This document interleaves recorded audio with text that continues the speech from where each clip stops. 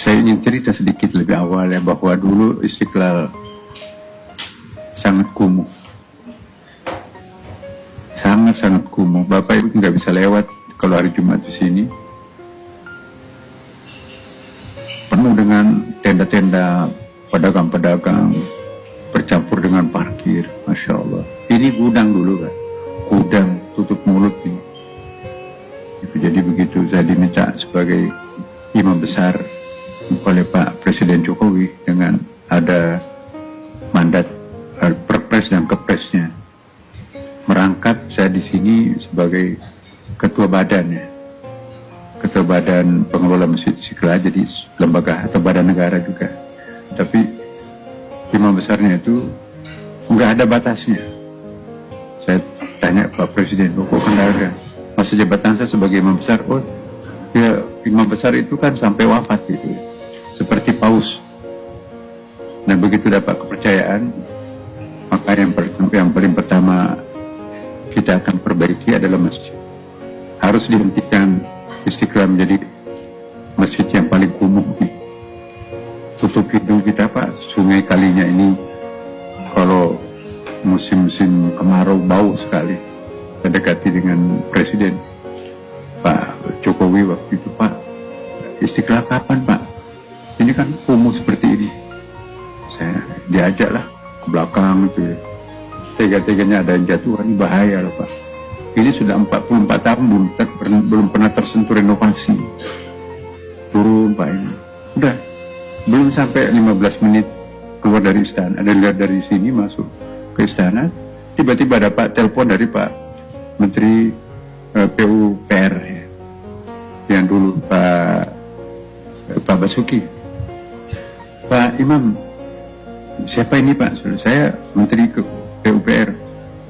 Saya mau datang ke Istiqlal Pak, menghadap Bapak. Oh enggak Pak, saya rakyat Pak, saya menghadap ke Bapak, Bapak Menteri.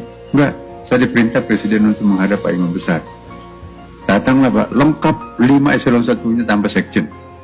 Keliling. Apa yang mau diperbaiki Pak? Saya diminta Presiden untuk merenovasi Istiqlal. Terus yang mau direnovasi apanya Bapak? Kata Presiden, ikuti petunjuknya imam besar. Jadi, wah ini kabelnya harus diganti total ini. Kabel-kabel tua dan ini bisa kebakaran. Ini semua banyak ini biayanya Pak. Terus apa yang mau direnovasi Pak? Saya nggak tahu ini apakah pintar atau cerdik ya. Pak, yang prioritas pertama itu Pak, saya pingin basement. Oh, saya cuma diminta untuk renovasi masjid, bukan bikin basement. Pak, lebih prioritas untuk basement. Karena kalau hari Jumat, apalagi kalau hari-hari Idul Fitri lah, macet total jalanan di sini kalau hari Jumat kan Pak. Karena tempat parkir. Terpaksa jalan lingkar ini kan ring 1 ini. Jadi, saya minta, ya udah digambar. Nggak cukup 1 lantai Pak, saya pingin 2 lantai kan, kalau basement itu nggak bisa di tahap berikutnya lantai 2 enggak, jadi langsung aja 2 lantai Pak. Jadi ada 2 level ke bawah tanah itu, tadinya di depan sini Pak, di samping sungai ada basement di situ, tapi kalau di sini basementnya hanya bisa dipakai masjid, tapi kalau di sebelah sana itu bisa dipakai juga oleh katedral.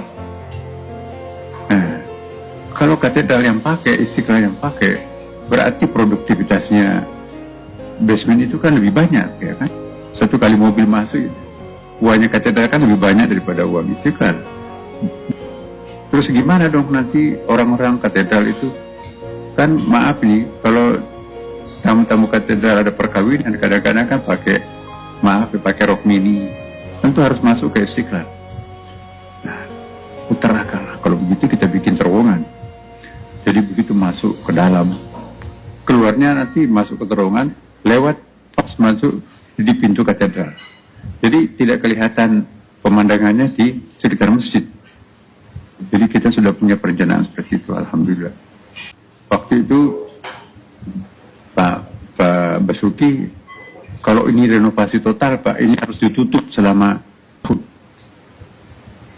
Bisa nggak ditutup Istiqlal tanpa dikunjungi selama 1 tahun? Bisa Pak, saya tanggung jawab. Ini demi untuk kemaslahatannya Istiqlal. Belum sampai kita umumkan mau ditutup, COVID dan tidak boleh masuk ke masjid kan perumahan publik. Dipagar. 1 tahun berikutnya sudah selesai. Karena 24 jam dibuka Masjid Istiqlal. Orang pada kaget, loh ini kayaknya bukan Istiqlal yang kita kunjungi, udah atas bawahnya mulus kayak gini.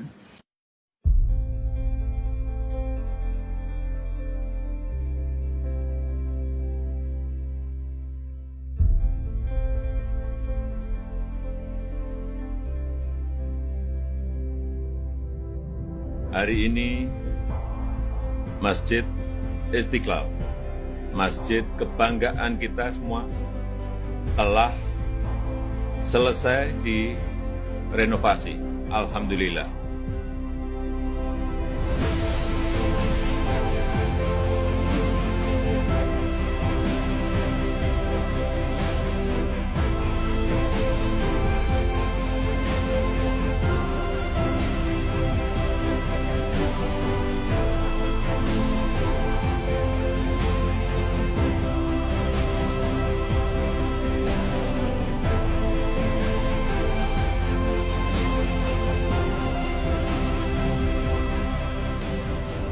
Izinkan kami atas nama warga masyarakat, khususnya umat Islam, menghaturkan terima kasih yang sedalam-dalamnya kepada Bapak Presiden.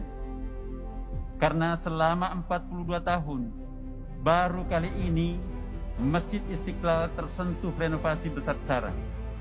Kami berterima kasih kepada Bapak Presiden terhadap gagasan untuk membangun terowongan silaturahim yang menghubungkan Masjid Istiqlal dengan katedral. Tentu, Bapak Presiden bukan hanya membuat lubang penghubung bawah tanah, tetapi bagaimana terowongan silaturahim ini bisa menjadi salah satu ikon tersendiri di ibu kota.